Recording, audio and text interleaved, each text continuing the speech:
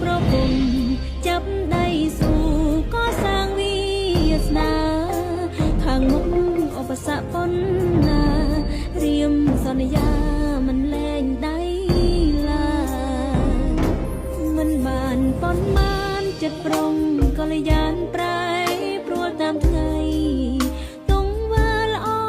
លែងមានន័យក្នុងភ្នែកប្តីឃើញតែកំហុសប្រច័នរករឿងបាក់ណែកឡើងកំហកហៅឈ្មោះប្រពន្ធបានធ្វើអ្វីខំបានជាស្អប់ខ្លាំងម្លេងប្តីអើ